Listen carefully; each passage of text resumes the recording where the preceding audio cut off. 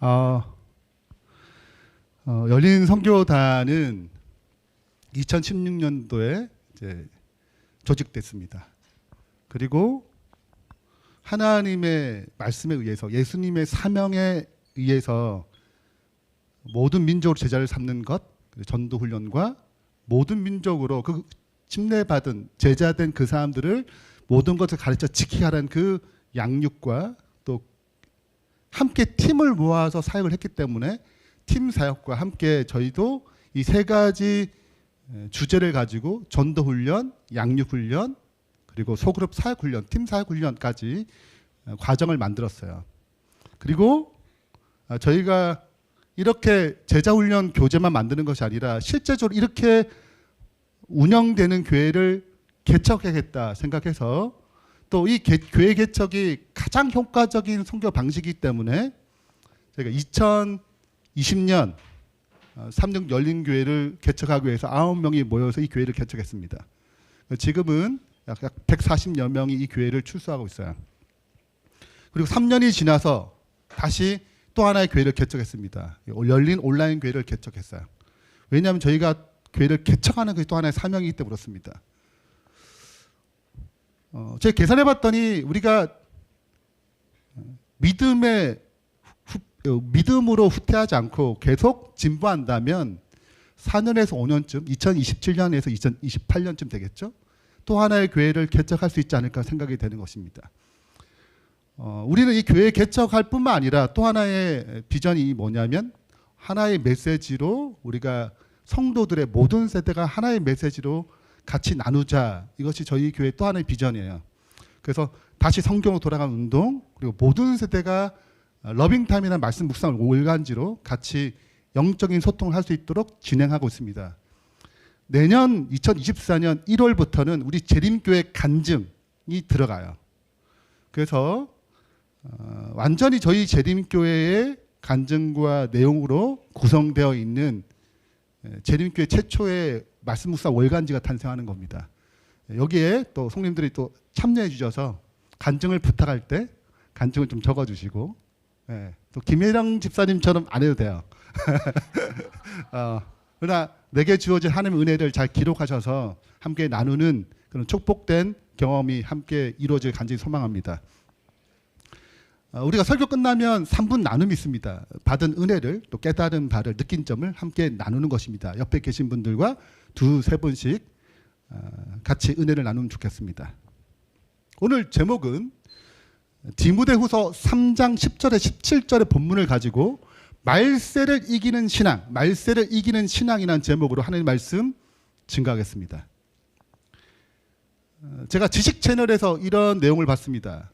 적군 비행기 7대, 아군 비행기 5대. 자, 이들이 공중전을 하는 것입니다. 동일한 장소이고, 동일한 무기고, 동일한 방법으로 싸워서 누가 이길까요? 적군이 이기겠죠. 네. 몇 대가 남을까요? 2대. 일반적으로 2대가 적군이 남고 나머지 아군은 다 없어지고, 뭐 이렇게 생각하지만 실제적으로 시뮬레이션을 돌리면 몇 대가 남냐면 4대가 남습니다. 이 법칙을 발견하는 사람이 란체스터라는 사람이고, 이것을 공식화했어요. 법칙이라고, 법칙. 변하지 않는다는 거죠. 1차, 2차 세계대전의 공중전을 이렇게 다 찾아가지고 데이터화하니까 이러한 원리가 나온 것입니다. 동일한 장소와 동일한 무기와 동일한 방법으로 하면 반드시 뭐가 많은 쪽이, 비행기가 많은 쪽이, 군사력이 더 많은 쪽이 늘 이긴다는 거예요. 제곱으로 이긴다는 것입니다. 그러면 소수는 늘 져야 되는가? 약자는 늘 져야 되는가? 그렇지 않다는 거예요. 약자가 여기서 어떻게 이기는가?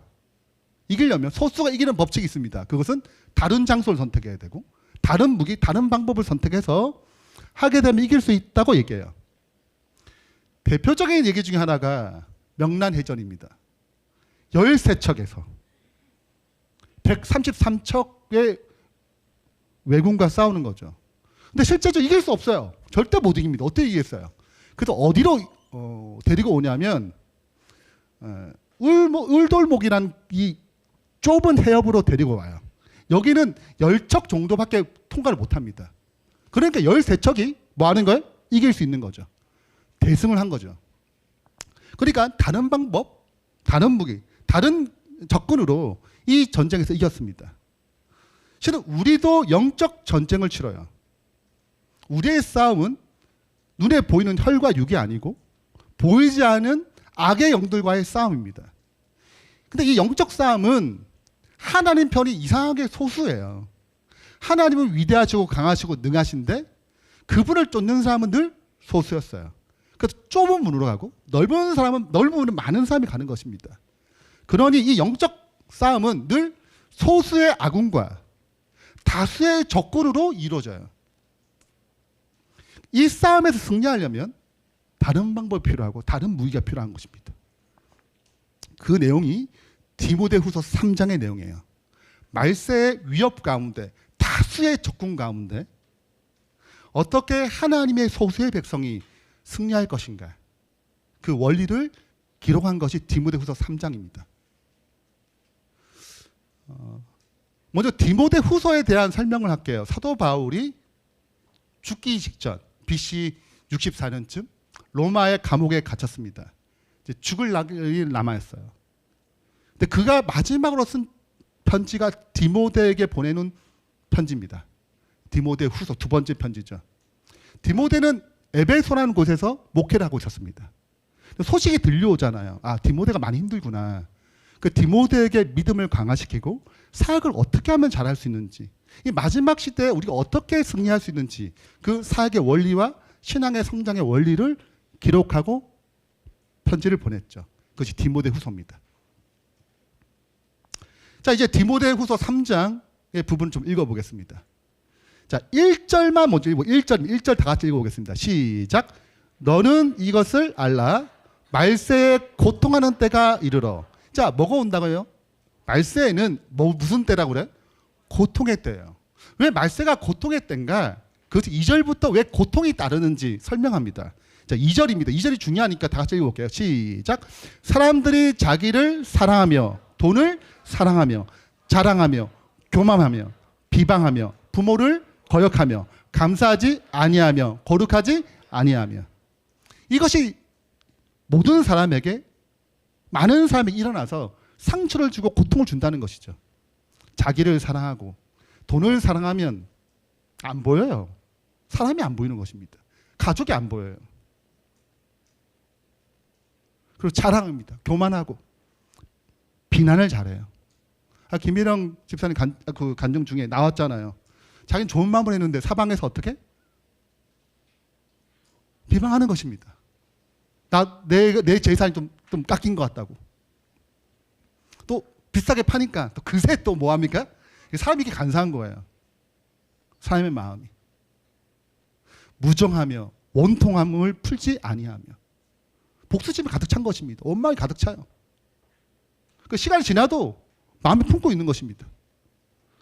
모함하며 절제하지 못하며 사나우며 선한 것을 좋아하지 아니하며 배신하며 조급하며 자만하며 쾌락을 사랑하기를 하나님을 사랑한 것보다 더하며 경건의 모양은 있으나 경건의 능력은 부인하니 이 같은 자들에게서 내가 돌아서라. 자, 이 내용을 정리하자면 말세의 중요한 특징을 얘기할 때 보통은 지진이 일어나 마지막 나라와 나라가 분쟁할 거야. 종교계가 타락하지, 거짓 선지자와 거짓 그리스도가 등장해서 불법의 상황으로 사랑이 식어져, 사회적 형상, 이런 얘기를 하지만 사도 바울은 뭘 접근하냐면 인간의 타락성을 얘기합니다. 여러분, 인간의 타락성이 뭘 가져오냐면 구원을 얻는 데 방해를 줘요. 하나님을 찾는 데 방해를 하는 것입니다. 하나님보다 세상을 더 사랑한다는 거예요. 교회 안 다니는 것이 아닙니다. 경건의 모양을 가진대요. 경건의 능력은 부인하는 것입니다. 이것이 말세의 흐름이라는 거예요.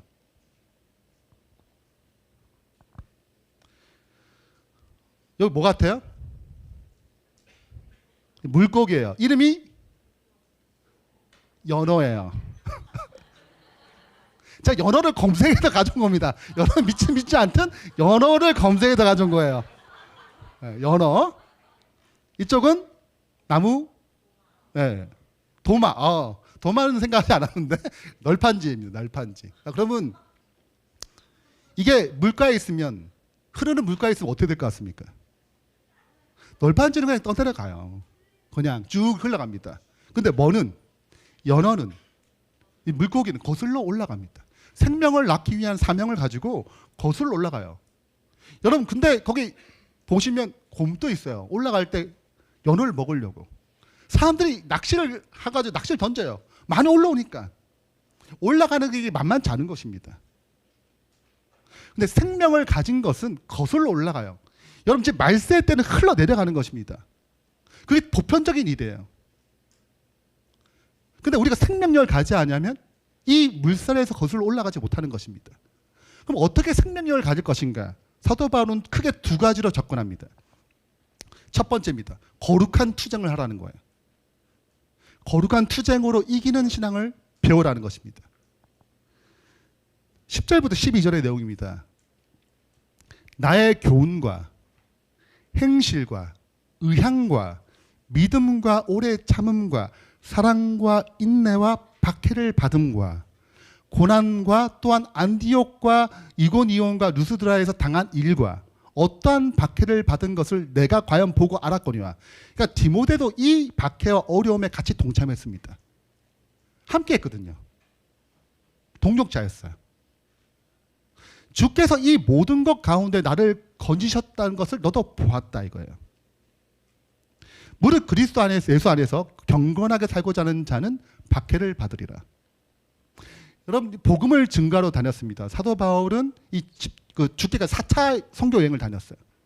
사도행전은 3차까지 나오지만 그 이후에 편지서를 살펴볼 때 4차 선교 여행을 다녔습니다. 자, 생각해 보세요. 이게 쉬울까요? 우리가 얼마 전에 고린도 후서를 묵상했습니다. 여러분, 고린도 후서 보시면 사도 바울이 얼마나 많은 고통과 어려움을 당한 줄 압니다. 실언을 많이 당했어요. 모함도 당했습니다. 고린도 교회를 개척했는데 고린도 교회가 자기를 원망하고 비방합니다. 그의 사도직을 의심해요. 그러니까 필연적으로 사도 바울은 그 모든 어려움을 겪으면서 인내와 사랑과 믿음으로 전진했다고 얘기해요. 저도 이제 교회를 개척해 보니 계속 하고 싶을까요? 그만두고 싶을까요? 네? 저도 생각납니다. 꼭 해야 되나? 네. 무슨 마음이 들어요? 투쟁이 싫은 거예요. 편하게 흘러내리고 싶은 거예요. 제 마음 가운데. 영적 투쟁이 싫은 것입니다. 이런 유혹이 들어오는 거예요. 왜? 우리의 본성은 서는 것보다 앉는 게 낫고 앉는 거 눕는 게 나으니까 이렇게 흘러가는 거예요. 근데 사도 바울은 피하지 않고 투쟁했습니다. 우리가 자꾸 비전을 얘기하는 이유는 우리도 삶이 많으면 계속 있고 싶지, 또 교회를 개척하기 쉬운 게 아니에요. 이건 거룩한 투쟁이 필요하거든요. 근데 주님을 통해서 이 거룩한 투쟁에서 승리했다고 지금 기록하는 거예요. 말세 수많을 때 나도 그만두고 싶고, 나도 그냥 굳이 이렇게 어렵게 할 필요 없고, 고린도 교회는 어떻게 사역을 했냐면, 보통은 다른 교회에서 다 사례비를 받았어요. 사도 바울도. 근데 고린도 교회는 사례비를 받지 않았습니다. 그 교회 형편을 놓고 자기도 일을 했어요.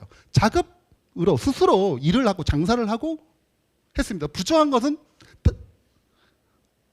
다른 교회에서 사례비를 받아가지고 충당했습니다. 그래서 고린도 교회 오해했죠. 돈을 띵가 먹는가 보다. 뭐 이렇게 연보가 있으면 그거를 훔쳐서 자기 채우는가 보다. 이렇게 수많은 오해가 생겼습니다. 근데 그런 가운데 뭐 하지 않았어요? 피하지 않고 이 싸움을 치른 것입니다. 우리가 오늘 주제곡인데, 이 노래는 감옥에서 쓴 글이죠. 2차 세계대전 때 쓴 글입니다. 여기 보면 절망 속에도 흔들리지 않고 고난의 길을 걷는다 해도 주님의 남은 고난을 채워가며 선한 능력으로 일어서리. 뭐 하지 않은 거예요? 고난이 있고 어려움이 있어도 거기에 피하지 않고 묵묵히 그 거룩한 투쟁을 진행했다는 것입니다. 사도 바울은 이렇게 고백합니다. 오직 성령이 각 성에서 내게 증언하여 결박과 환난이 나를 기다린다 하시나. 그러니까 뭐 하고 싶어요? 피하고 싶잖아요. 근데 나의 달려갈 길과 주 예수께 받은 사명, 곧 하나님의 은혜의 복음을 증언하는 일에 마치려 하면은 나의 생명조차 조금도 귀한 것도 여기지 아니하노라. 투쟁에 들어갔습니다. 물론 이 투쟁 자기 힘으로 이길 수 없어요. 누가 필요한 거예요? 선한 능력이신 그리스도가 필요했습니다. 그래서 이 투쟁에 들어갔어요. 여러분, 우린 거룩한 투쟁을 피하고 싶습니다. 그냥 흘려보내고 싶어요. 굳이 연어처럼 거슬러 올라가기 싫은 것입니다. 이기적인 마음이 더 쉽지 이타적인 마음을 품는 게 어려워요. 용서하는 게 쉽겠어요? 미워하는 게 쉽겠어요? 나에게 나쁜 일을 했는데. 나한테 나쁜 짓을 하면 미움이 쉽지 용서하기 어려운 거예요. 거슬러 올라가는 것이거든요. 무엇인가 사명을 부탁할 때 그 사명을 감당하는 책임을 져야 되고 희생을 해야 되거든요. 그게 쉽겠어요? 아니면 거절하는 게 쉽겠어요? 거절하는 게 쉬워요. 희생이 어렵고 욕심은 쉽습니다. 우리의 본성이거든요. 순종은 어려운 거예요. 불순종은 쉽습니다. 우리는 끊임없이 뭐와 살아가냐면 끊임없이 거룩한 투쟁 가운데 살아가요. 내 죄된 본성대로 흘러가고 싶은 것입니다. 근데 주님은 우리를 초대하세요. 거룩한 투쟁 가운데 피하지 말라고. 여러분, 전쟁을 하게 되면 고대는 반드시 전쟁의 승리의 전리품이 있어요. 우리도 이 영적 전쟁에 승리하면 뭐가 오는지 아세요? 전리품이 반드시 옵니다. 그것은 사랑을 경험하게 돼요. 용서가 뭔지 경험하게 됩니다. 그리스도 안에서 희생이 뭐고 봉사가 무엇인지 알아요. 그리스도 안에서 누리는 기쁨이 평안이 무엇인지 알게 됩니다. 이것이 전리품이에요. 투쟁의 결과입니다. 세상에 줄 수 없는 거예요. 오직 주님만 줄 수 있는 경험입니다. 이 거룩한 투쟁이 올 때 피하지 마시길 바랍니다. 생명은 투쟁이에요. 병균이 들으면 뭐가 작동됩니까? 면역 체계가 작동됩니다. 여러분 생각해 보세요. 병균이 들어왔는데 나 힘들어 좀 쉬어야겠어. 그러면 어떻게 될 것 같아요? 아프고 투쟁이 끝나면 죽어요. 여러분 지금도 끊임없이 우리 안에는 투쟁하고 있습니다. 싸우고 있어요. 생명을 보존하기 위해서. 이 투쟁이 끝나면 곧 뭐예요? 죽습니다. 영적 세계도 똑같아요. 거룩한 투쟁 가운데 우리가 성장합니다. 예수님께서 십자가에 달려 돌아가기 전날 밤 예수님께 제 아들에게 부탁했어요. 뭐 하라고? 깨어 기도해 달라고. 깨어 기도하라고 부탁을 했습니다. 제 아들이 뭐 했나요? 다 잤어요. 곧 예수님을 부인하지 않을 수 있는 기회를 그들은 잠으로 대신했습니다. 거룩한 투쟁을 포기한 결과가 뭐냐면 예수님이 다 부인한 거예요.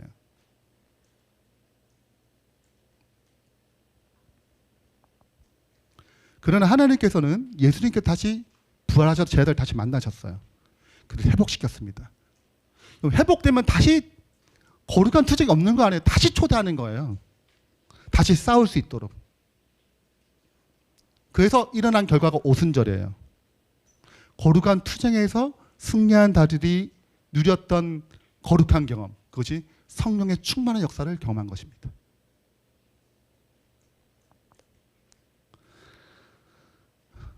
이스라엘의 이름은 하나님과 싸워서 이긴 이름이에요. 하나님과 겨루어 이기다. 그것이 이스라엘입니다. 그 이름이 야복강이라는 곳에서 이루어졌어요.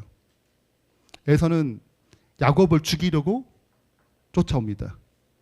야곱은 자기 힘으로 이길 수 없었어요. 그래서 야복강에서 모든 것을 내려놓고 하나님께 기도합니다. 살려달라고. 이 문제를 해결해 달라고. 그때 하나님이 그리스도 그 하나님께서 인간의 모습으로 오셔가지고 뭘 하시는 거예요? 야곱과 싸우십니다. 근데 야곱이 알아요. 야곱이 이르되 당신이 내게 축복하지 아니하면 가게 하지 아니하겠나이다. 여러분 영적 전쟁에 거룩한 투쟁에서 승리하는 방법은 누구께 매달리는 거예요? 하나님께 매달리는 것입니다. 그분이 승리를 주기 때문에요. 뭐 할 때까지? 그분이 이 싸움에 이길 수 있도록 능력이 줄 때까지 머물러 있어야 돼요. 용서하지 못하는 사람이 있어요. 머물러야 돼요. 뭐가 올 때까지? 이 마음이 올 때까지. 용서할 수 있는 능력이 생길 때까지. 사랑하는 마음이 없으면 구해야 돼요. 내가 할 수 없는 것을 그리스도가 이룰 수 있기 때문에 그렇습니다. 우리의 신앙은 되게 어떻게 하냐면 내가 할 수 있는 것만 합니다. 그래서 뭘 경험하지 못하냐면 하나님을 경험하지 못해요. 왜냐하면 내가 할 수 있는 것만 했기 때문에요. 하나님을 경험하려면 거룩한 투쟁 가운데 들어가요. 투쟁이라는 것은 내가 할 수 없는 영역입니다.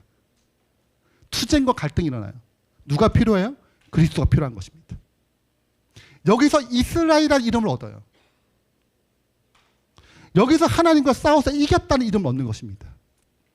오늘 이 말세 시대에 거룩한 투쟁 가운데 주님 초대하실 때 피하지 마시고 참여를 바랍니다. 그리고 야곱처럼 주님께 축복을 구하십시오. 그리고 승리를 누리기를 간절히 소망합니다. 두 번째는 진리의 말씀으로 이기는 신앙을 배워야 돼요. 5절부터 17절입니다. 또 어려서부터 성경을 알았나니 성경은 능히 너로 하여금 그리스도 예수 안에 있는 믿음으로 말미암아 구원에 이르는 죄가 있게 하느니라. 자, 성경에는 뭐가 있다고요? 구원에 이르는 지혜가 있습니다. 예수님을 말미암아 그분을 믿음을 말미암아 어떻게 구원을 얻게 되는지 그 지혜가 여기 담겨 있어요. 모든 성경은 하나님의 감동으로 된 것으로 영으로 된 것으로 교훈과 책망과 바르게 함과 의로 교육하게 유익하니 17절 다 같이 읽겠습니다. 시작. 이는 하나님의 사람으로 온전하게 하며 모든 선한 일을 행할 능력을 갖추게 하려 함이라. 우리가 성경을 보게 되면 두 가지를 얻게 되는데 첫 번째는 뭐예요? 구원에 이르는 지혜가 무엇인지 배우게 됩니다. 두 번째는 뭐예요? 모든 선한 일을 어떻게 행할 수 있는지 그 능력을 얻게 됩니다. 그래서 이것을 쫙 축약하자면 이 말씀은 두 가지 기능이 있는데 하나는 공급의 기능과 분별의 기능이 있어요. 공급과 분별의 기능이 있습니다. 그러니까 우리는 영적 싸움이기 때문에 영적인 공급을 받아야 돼요. 영적 세계는 선과 악이 있기 때문에 분별할 줄 알아야 됩니다. 그것이 말씀의 기능이에요. 뇌를 어떻게 아름답게 하는가 유명한 책인데 이 책에 이렇게 기록합니다. 당신이 먹는 것이 바로 당신이다. 나는 종종 이렇게 말한다. 패스트푸드를 먹으면 당신의 뇌는 패스트푸드가 돼버리고 당신의 몸은 과체중 상태가 될 것이라고. 최고의 몸 상태를 유지하고 있다면 음식을 통해 최고의 영양분을 섭취하라. 자, 우리가 먹은 대로 뭐가 돼요? 우리 몸이 꼴지어집니다. 영적 세계도 똑같아요. 우리가 먹는 대로 꼴지어져요.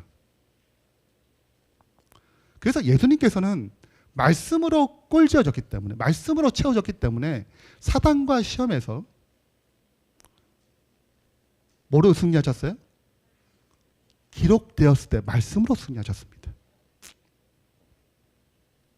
근데 예수님 이런 말씀도 하셨어요.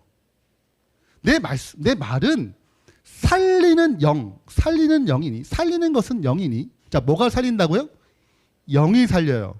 좀 어렵지만 들어보세요. 영이니 육은 무익하니라. 내가 너에게 이른 말이 뭐예요? 영이요 생명이에요. 내가 이른 말이 예수님의 말씀이 성경의 말씀이 하나님의 영으로 지어졌거든요. 그러니까 성경은 영이에요. 여기에 살리는 힘이 있습니다. 근데 성경을 영어로 읽지 아니하고 글자로 읽으면 생명력이 없어요.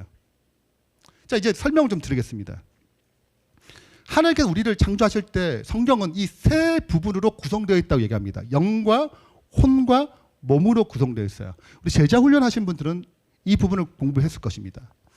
영의 기능은 하나님과 교통, 영적인 세계와 교통할 수 있는 힘이 있고 양심이 있어요. 그리고 직관이 있습니다. 그래서 성령 하나님이 친히 우리 영으로 더불어 하나님의 자녀됨을 증언하신다니. 그러니까 우리 영과 누가? 성령님이 교통하세요. 근데 우리 영은 잘 인지하기 어렵습니다. 자, 여러분 양심이 여러분 마음대로 작동하나요? 양심은 이제 작동할 시간이야? 작동되나요? 아니에요. 언제 작동돼요? 뭐 컨닝할 때 작동이 돼요. 내가 이거 꺼야지 이렇게 하지 안 돼요. 양심은 우리가 접촉할 수 없습니다. 영은 우리가 쉽게 접촉할 수 있는 영역이 아니에요. 그래서 잘 인지를 못하는 거예요. 워낙 깊은 곳에 있기 때문에 그렇습니다. 두 번째가 우리가 인지하는 영역인데 이것을 혼이라고 합니다. 이것은 지, 정, 의가 있고 자아를 의식하는 부분이라고 그래요. 지성. 여러분 지금 벌써 지성이 돌아갈 거예요. 감정. 오늘 뭐 간증 들으면서 또 찬양 들으면서 마음의 기쁨과 즐거움 이런 것들이 오가는 것입니다. 감정, 의지. 이것이 혼이에요. 그래서 똑똑한 사람은 지성이 발달된 사람이에요. 공부 잘하죠. 그럼 별 공부 안 하는 것 같은데 점수 잘 나와.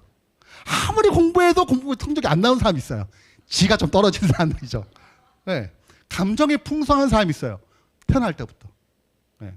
그래서 공감력이 정말 타고납니다. 잘 웃고 잘 울고 금방 공감하고. 이 감정이 좀 메마른 사람이 있어요. 왜 울어? 이런 사람도 있어. 그리고 뭐야? 의지력이 좋은 사람이 있습니다. 그래서 굉장히 의지력이 강하기 때문에 이 사람들은 뭔가 해내요. 좀 부족하더라도 밀어붙이는 힘이 있습니다. 사람마다 혼이 좀 다르게 태어나요. 발달이 좀 다른 것입니다. 그 다음에 우리의 몸이 있죠. 몸은 오감이 있습니다. 이것은 물질 세계와 접촉해요. 여러분이 지금 이 내용을 듣잖아요. 그래서 지성이 막 돌아갑니다. 네. 뭐 이렇게 해야겠다. 이게 사고가 일어나는 거예요.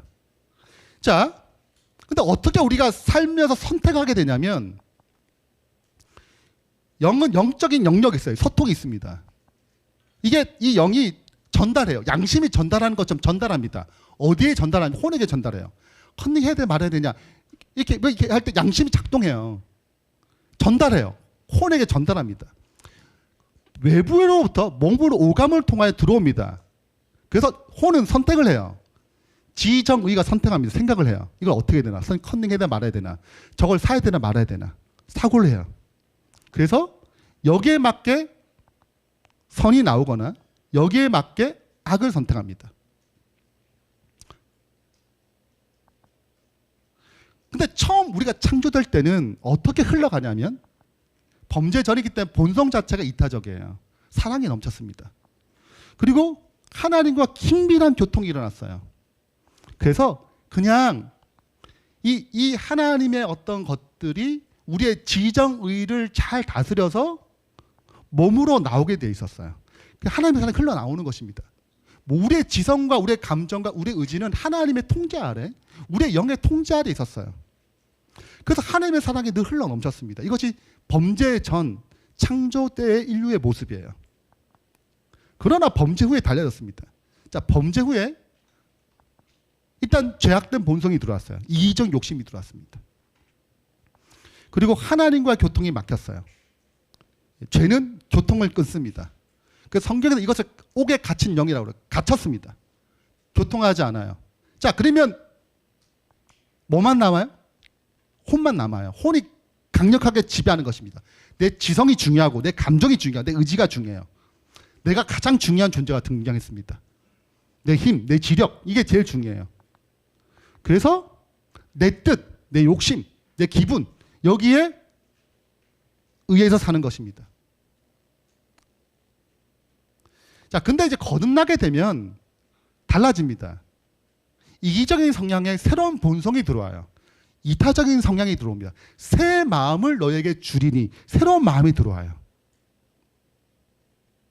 그리고 하나님과 교통이 시작합니다. 옥에 갇힌 영이 열려요. 하나님의 힘으로 열립니다. 그래서 소통이 시작해요.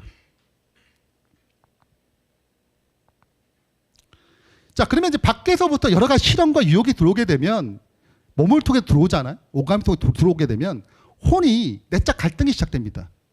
거룩한 것과 세속된 것들과 싸움이 시작돼요. 내 안에서. 용서해야 되나 말아야 되나. 쟤를 미워해야 되나 사랑해야 되나. 내가 저 사람 어떻게 행동해야 되나. 하나님 일을 해야 되나 말아야 되나. 이게 나에게 이익이 있는가 내가 희생해야 되는가. 이게 갈등이 막 생겨요.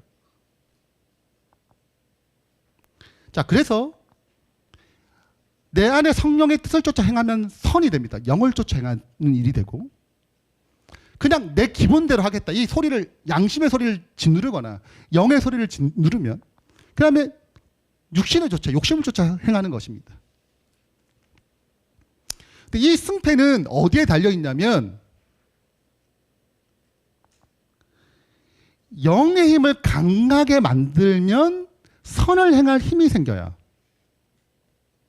살리는 것은 영입니다. 내가 잃은 말이 영이에요. 그러니까 이 말씀의 영이 어디를 통과하냐면 내 안의 영에게 가요.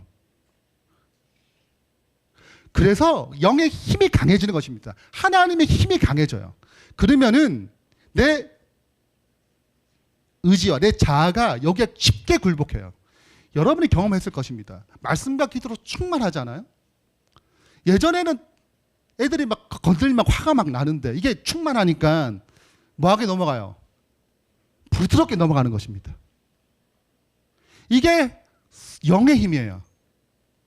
성령님께서 말씀의 영을 통하여 우리의 영에게 넣어주십니다. 영이 강해져요. 그래서 어떻게 되냐면 우리가 하나님의 뜻을 쉽게 행할 수 있도록 역사하는 거예요. 한 알코올 중독자가 있었습니다. 미국에서 있었던 일인데, 미국에는 이제 알코올 중독이 되면 이제 치료 센터가 있어요. 그래서 굉장히 유명한 치료 센터에 가서 치료를 받기 시작했습니다. 네. 그리고 드디어 알코올 중독을 끊었어요.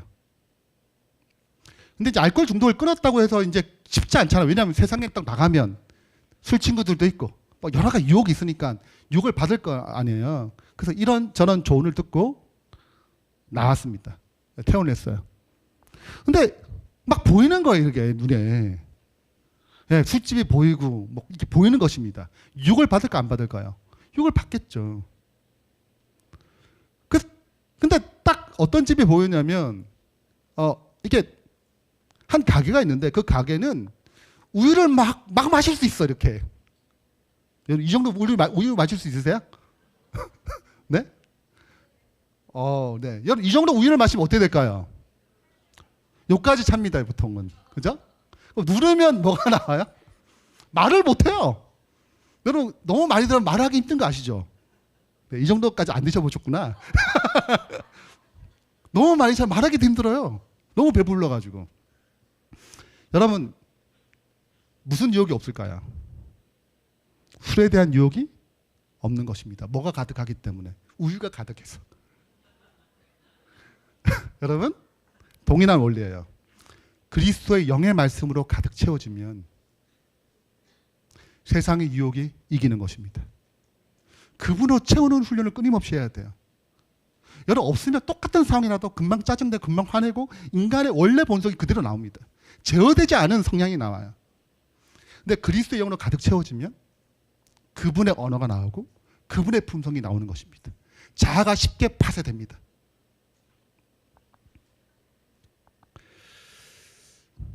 하나님의 백성들은 성경을 거짓 교사의 영향과 암흑의 영들의 기만적 능력을 대항하는 그들의 방어책으로 삼도록 가르침 받았다. 그러나 사탄은 온갖 계책을 다써서 사람들이 성경 지식을 얻지 못하도록 하는데 방해한다. 왜냐하면 성경의 분명한 말씀이 사탄의 속임수를 폭로해 주기 때문이다. 자, 말씀의 기능 하나가 공급이고 또 하나가 분별이에요. 근데 이거를 자꾸 보게 되면 분별력이 생기거든요. 영적 힘은 선과 악을 분별하는 힘이 생깁니다. 그러니 이것을 뭐하지 못하도록 방해해요? 성경을 접하지 못하도록 방해하는 것입니다.